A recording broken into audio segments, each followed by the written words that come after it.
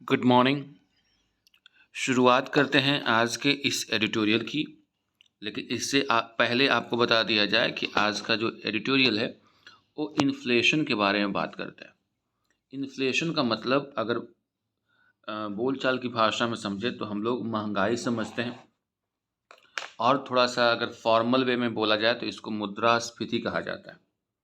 मुद्रास्फीति इसलिए कहा जाता है कि इसमें आपकी जो करेंसी है, आपका जो पैसा जिसको सरल भाषा में समझें, उस करेंसी की जो वैल्यू है वो कम हो जाती है। कहने का मतलब ये है कि जब आप मार्केट में ज़्यादा पैसा लेकर के जाते हैं, उसके अगेंस्ट में आपको कम वस्तुएं मिलती है या आप कम वस्तुएं खरीद पाते हैं, तो समझा जाता है कि इन्फ्लेशन यानी महंगाई का दौर चल रहा है। जैसा कि आप महसूस करते होंगे या आपने सुना भी होगा कि हमारे दादा या फिर पिताजी अक्सर बताते हैं कि जब मैं छोटा बच्चा था तो 1 रुपया लेकर के जाता था और इतनी वस्तुएं यानी 1 किलो जलेबी खाता था या कुछ भी खाता था। लेकिन आजकल जो उस 1 रुपये की वैल्यू उस लायक नहीं है कि आप एक भी जलेबी खरीद पाएँ। यानी जैसे जैसे वस्तुएं महंगा होती है, तो जब वस्तुएं महंगा होगी तो अल्टीमेटली आपको पैसा ज़्यादा लगेगा, और ज़्यादा पैसा लेकर के जाएंगे और उसके अगेंस्ट में आपको कम सामान मिलेगा, तो ये स्थिति इन्फ्लेशन का कही जाती है। तो कुल मिलाकर के आप कह सकते हैं कि डिवैल्यूएशन ऑफ करेंसी की जो वैल्यू थोड़ा कम जाती है, और साथ ही वस्तुओं की कीमतें बढ़ेंगी, तो अल्टीमेटली आपका पैसा ज़्यादा लगेगा। अब जो स्थिति है, अभी फ़िलहाल देश की मौजूदा स्थिति की बात करें तो अभी इन्फ्लेशन का दौर चल रहा है। इन्फ्लेशन का मतलब महंगाई। अब शुरुआत करते हैं एडिटोरियल की। लिखा हुआ है स्पायरलिंग फूड प्राइसेस। स्पायरलिंग का मतलब ऐसे तो ये बढ़ते हुए क्रम को दर्शाता है, ऐसे ऐसे। तो ये जो वस्तुओं की जो प्राइस है बढ़ती घटती रही है, लेकिन अभी स्पायरलिंग का मतलब यहाँ समझना है कि बढ़ता हुआ। फूड प्राइसेस मतलब खाद्य जो सामग्री है, उसकी वस्तुओं की जो कीमतें हैं, यानी खाद्य कीमतें, यानी खाद्य कीमतों में वृद्धि, ये इसका पूरा मतलब हुआ।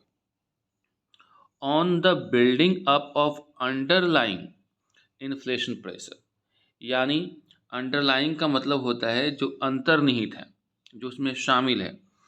तो इस एडिटोरियल में बात करेंगे कि जो बिल्डअप हो रहा है, जो निर्माण हो रहा है, एक अंतर्निहित इन्फ्लेशन प्रेशर्स। प्रेशर का मतलब तनाव कह सकते हो, दबाव कह सकते हो।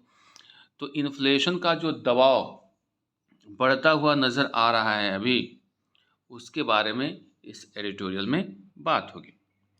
चलिए आगे देखते हैं क्या है।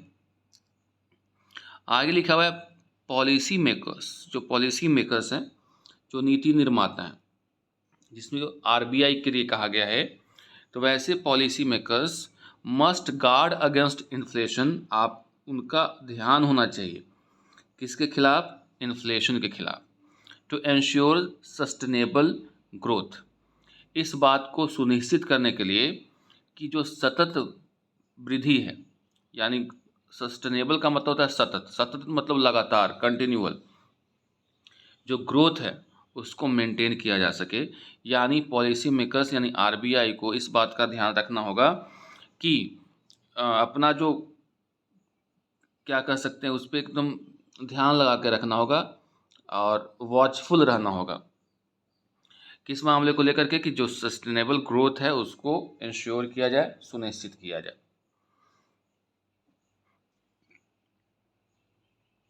आगे की लाइंस को पढ़ते हैं। Indian households find themselves yet again struggling to cope with. ये ध्यान दीजिएगा, आपके एग्जाम में कॉमन एरर आता है, कोप अप विथ लगा करके पूछेगा, लेकिन होता क्या है? कोप विथ, किसी चीज़ के साथ सामंजस्य स्थापित करना, सामना करना।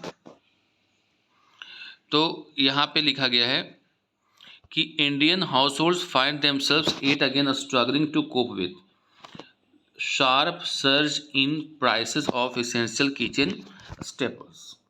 कहा गया कि भारत के जो परिवार हैं, हाउस होल्ड्स का मतलब परिवार, अपने आप को फिर से एक बार संघर्ष करते हुए नजर आ रहे हैं। क्यों संघर्ष कर रहे हैं भाई? तो किचन में जो ज़रूरी चीज़ें हैं, इसेंशियल स्टेपल्स हैं, ज़रूरी जो चीज़ें हैं, उसके प्राइस में जो हाइक हुई है, सर्ज हुई है। सर्ज का मतलब वृद्धि होना। जो तेज़ी से वृद्धि हुई है, उसके वजह से जो भारतीय परिवार हैं अपने आप को संघर्ष करते हुए नज़र आ रहे हैं to cope up with, cope up नहीं होता, cope with, to cope with क्या, किसके सामना करने में, जो शार्प प्राइस में वृद्धि हुई है, जो तेज़ी से प्राइसेज में वृद्धि हुई है इसेंशियल किचन स्टेपल्स की, जो ज़रूरी किचन से संबंधित चीज़ें हैं उनमें, उसको लेकर के वो स्ट्रगल कर रहे हैं। यानी अगर अब हम लोग समझें, हर वर्ड का मतलब हाउस होल्ड मतलब फैमिली हो गया, स्ट्रगल मतलब संघर्ष, कोप विथ का मतलब उसका सामना करना, टू मैनेज करना, सर्ज मतलब वृद्धि, और प्राइस वगैरह स्टेपल्स का मतलब जो चीज़ें हो गई। यानी भारतीय परिवार को बढ़ते हुए किचन से रिलेटेड चीज़ों के दामों की वजह से उसके साथ सामंजस्य स्थापित करने में दिक्कतें आ रही हैं, उनको संघर्ष करना पड़ रहा है, ये पूरा मतलब हो गया। आगे देखते हैं इसमें कौन कौन सी चीज़ें शामिल है जिसमें वृद्धि हुई है। Ranging from tomatoes, onions and potatoes to toor dal and rice. ये प्राइस में जो वृद्धि हुई है खास करके, तो ये शुरुआत है टोमेटो से, अनियन से, पोटैटो से, और तूर का दाल काफ़ी महंगा होता जा रहा है। टोमेटो प्राइसेस हैं मोर देन डबल्ड। जो टोमेटो के जो प्राइस हैं वो मोर देन डबल हो गया, डबल से भी ज़्यादा हो गया, month on month, with all India average retail price as on June 29 soaring to 53.59 a kilogram. ये तो कम बता रहा है इसमें, ऐसे 100 का हो गया अभी। तो 19 जून का ये आंकड़ा है कि ये जो टोमेटो का दाम जो है 53.59 अ किलोग्राम हो गया, फ्रॉम 24.37 ऑन मे। अगर मई महीने की 29 तारीख को देखें तो ये 24 रुपये किलो करीब था, लेकिन वही 29 तारीख का जो जून महीना है उसमें एक महीने के बाद ही 53.59 किलोग्राम हो गया है। ये जो डेटा लिया गया है customer affairs departments price monitoring division जो है शो, उससे लिया गया है। हालांकि अब क्या आंकड़ा देखें तो और ये बढ़ गया है। And while the rise in onion and potato prices over the same 1 month period, ये तो टमाटो की बात हो गई, एक महीने में कितना बढ़ा। अगर हम लोग सेम मंथ के लिए राइस और अनियन और पोटैटो के प्राइस का कंपेयर करें तो पाते हैं हम लोग कि इसमें जो वृद्धि हुई है 7.5% और 4.5%।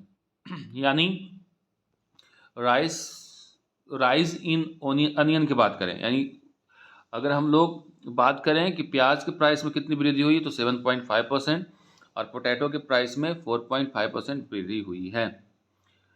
द ओवरऑल ट्राजेक्ट्री का मतलब होता है क्षेत्र इन प्राइस, ये जो प्राइस का जो क्षेत्र है, इस क्षेत्र में जो गेन हुआ है across the wider food basket is symptomatic. Symptomatic का मतलब हुआ कि ऐसा ही दर्शाता है कि unsettling buildup of underlying inflation pressure हो रहा है इकोनॉमी के ऊपर। यानी हमारे जो अर्थव्यवस्था है उसके ऊपर अंतर्निहित प्रेशर पड़ता जा रहा है। यानी इस तरह से प्राइस में हाइक देखने को मिल रहा है जिसके वजह से स्पष्ट तौर पे नहीं, लेकिन एक अंतर्निहित इन्फ्लेशन प्रेशर है किसके ऊपर, इकोनॉमी के ऊपर। फॉर इंस्टेंस, एग्जाम्पल के तौर पे लेते हैं, द प्राइस ऑफ तूर दाल, अ की protein source in diets of vegetarian house holds. Example के तौर पे लेते हैं कि जो तूर दाल है वो वैसे लोग, यानी वैसा परिवार जो वेजिटेरियन है, उनके डाइट में तूर दाल प्रोटीन का मेन सोर्स होता है। कंटिन्यूज टू कीप राइजिंग, वो बढ़ता हुआ नजर आ रहा है। It had limit climbed 7.8 month on month to 130.75 a kilogram on June 29। तूर दाल जो भारतीय परिवार, खासकर वैसे भारतीय परिवार जो वेजिटेरियन है, उनके डाइट में प्रोटीन का रिच या मुख्य साधन है वो, इसके प्राइस बढ़ता हुआ जा रहा है और इस महीने दर महीने बढ़ करके 7.8% वृद्धि के साथ अगर हम लोग जून 29 का आंकड़ा देखें तो 130.75 यानी 130.75 किलोग्राम हो गया, यानी 134 रुपये किलो हो गया। ये डाटा ये कहाँ से लिया गया? सरकार का ये डाटा है, उससे लिया गया। Official retail inflation data for May. अगर हम लोग रिटेल इन्फ्लेशन की बात करें, खुदरा महंगाई की बात करें, मई महीने के लिए रिलीज्ड अर्लियर दिस मंथ, जो कि इस महीने के पहले रिलीज किया गया था, had shown that prices of pulses. उसमें बताया गया था कि जो दाल की दामों की बात करें, which includes toor dal, has quicken by 128 basis points year on year to a month 31 month high of 6.56%। कहने का मतलब ये हुआ कि पिछले बार हर महीने में आप देखेंगे कि लास्ट महीने का रिटेल प्राइस निकल करके आता है, इन्फ्लेशन को मेज़र किया जाता है और बताया जाता है कि होलसेल प्राइस क्या रहा और रिटेल प्राइस क्या रहा। खाने पीने की चीज़ों के बारे में आंकड़ा प्रस्तुत किया जाता है, इसको WPI बोलते हैं, होलसेल प्राइस इंडेक्स। एंड यहाँ पे रिटेल प्राइस इंडेक्स की बात हो रही है।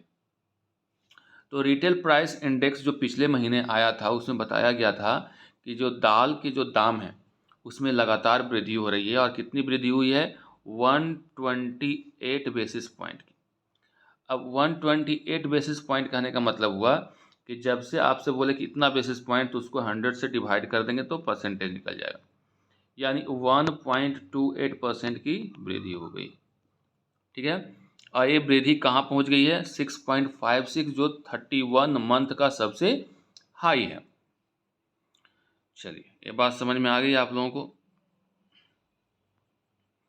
आगे लिखा हुआ है, the governments imposition of stock limits on urad and Toor on June 2nd seems to have so far done little to cool price gains in lentils। कहा गया कि सरकार के द्वारा एक इम्पोजिशन आया। इम्पोजिशन का मतलब लागू किया गया। क्या लागू किया गया? स्टॉक लिमिट्स, यानी ज़्यादा आप स्टॉक करके चीज़ों को नहीं रख सकते हैं। किन चीज़ों को? जो उड़द के दाल हैं, तूर के दाल हैं, इसको आप स्टॉक नीति लाई गई कि इसको ज़्यादा आप स्टॉक करके नहीं रह सकते हैं।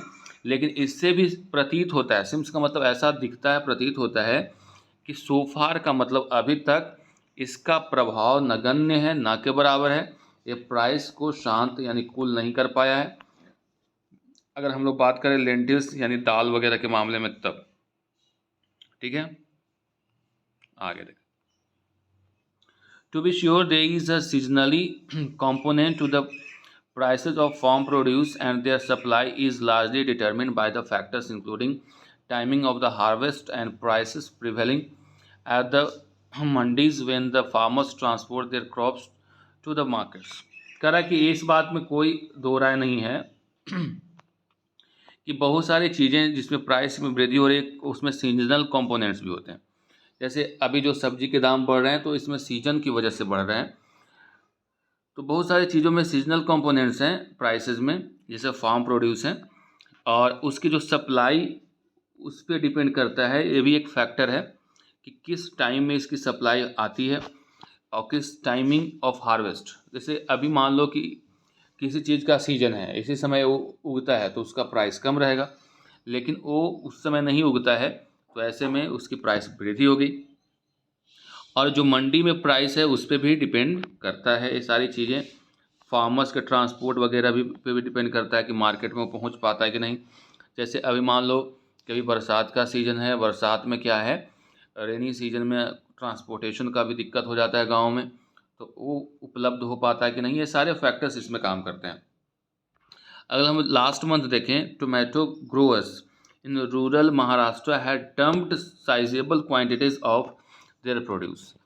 अगर हम लोग बात करें पिछले महीने की, तो महाराष्ट्र के जो फार्मर्स हैं उन्होंने साइजेबल का मतलब होता है बहुत बड़ा क्वांटिटी जो था, मात्रा था, अपने प्रोड्यूस का उन्होंने डंप कर दिया। डंप करने का मतलब ज़मीन में उसको दफन कर दिया। और एक कहते हुए दफन कर दिया कि वो जो प्राइस उनको ऑफ़र किया जा रहा है रोड पे पहुंचने पर यानी आप ट्रांसपोर्ट करने के बाद जो उनको प्राइस ऑफर किया जा रहा है वो इन्यूमरेबल है। इम्यूनरेबल कहने का मतलब, अनरिम्यूनरेबल का मतलब हुआ कि जो उसको लागत लगी उसमें भी, मतलब उसमें भी उसको कोई प्रॉफिट नहीं दिख रहा है। यानी अनरिम्यूनरेबल का मतलब होता है इतना प्राइस जिसमें आप मजदूरी भी नहीं निकाल पाते, जो मेहनत आपने किया, जो उसमें पूंजी आपने लगाई उतना भी नहीं है। तो ऐसे में वहाँ के महाराष्ट्र के किसानों ने टोमेटो को डंप करना अच्छा समझा, किसके बजाय कि उसको बेचने के बजाय। क्यों? क्योंकि उसको ले जाने में जो ट्रांसपोर्टिंग का खर्चा लग रहा था वो अलग लग रहा था। तो जब उतना करने के बाद, ट्रांसपोर्टिंग की व्यवस्था करने के बाद जब वो रोड पे आता है तो उसको किसी प्रकार की अगर प्रॉफिट नहीं होती है तो ऐसे में वो क्यों बेचेगा? इसलिए वो टमाटर को डंप कर रहा था। और आज देखिए टमाटर की स्थिति क्या है। However prices of several these foods item, हालांकि इन फूड आइटम्स की बात करें including tomatoes are still substantially higher than even the same time last year. कह रहा है कि जो खासकर अगर हम टोमेटो की बात करें, इसके प्राइस की बात करें तो स्पष्ट तौर पे सब्सटेंशियली मतलब रियली देखा जाए तो टोमेटो की जो प्राइस है वो काफ़ी बड़ी है अगर हम लोग लास्ट ईयर से तुलना करें तो। और उस समय अगर हम लोग बात करें कि तो model daily weighted average arrival prices at the mandis as per the government's एक market website revealing tomato prices almost tripled year on year to 5,579 a quintal on as on June 29। यानी सरकारी एक आंकड़ा है। एग मार्क मतलब agriculture से related जो mark होता है जिसमें बताया जाता है कि ये चीज़ें अच्छी हैं। तो एग मार्क जो है सरकार का, उसके वेबसाइट से पता चला है कि टोमेटो की जो प्राइस है वो साल दर साल ट्रिपल हो गई है। और जून के महीने के आखिरी में 29 जून को ये जो प्राइस हो गई 5,579 अ क्विंटल यानी पर क्विंटल हो गई है।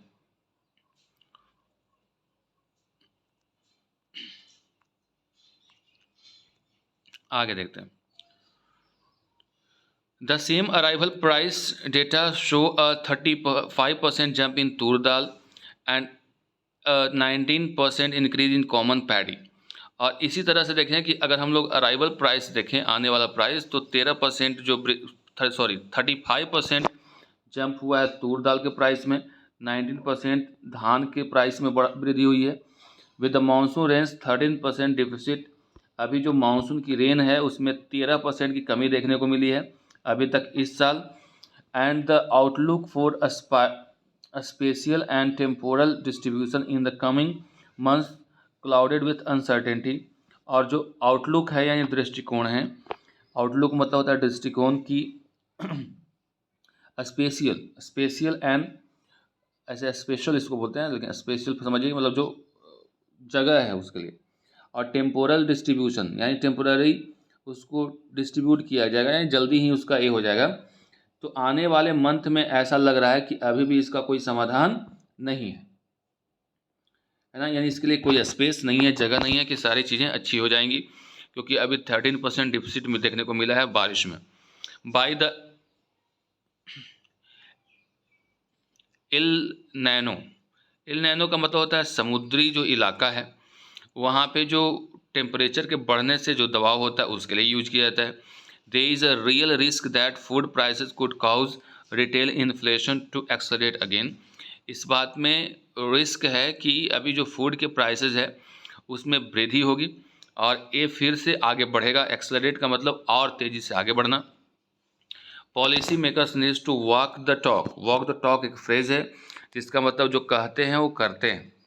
यानी पॉलिसी मेकर्स को क्या करना चाहिए कि जो वर्ड्स बोलते हैं, वो जो बोलते हैं उस पर अमल करना होगा, उस पर काम करना होगा। And retain laser focus on taming inflation. Laser focus और फोकस्ड होकर के, लेजर फोकस करने का मतलब एकदम उस पर ध्यान दे करके, तो एक लेज़र फोकस यानी पूरी तरह से फोकस्ड होकर के इन्फ्लेशन को टेम मतलब कम करने का प्रयास करेंगे।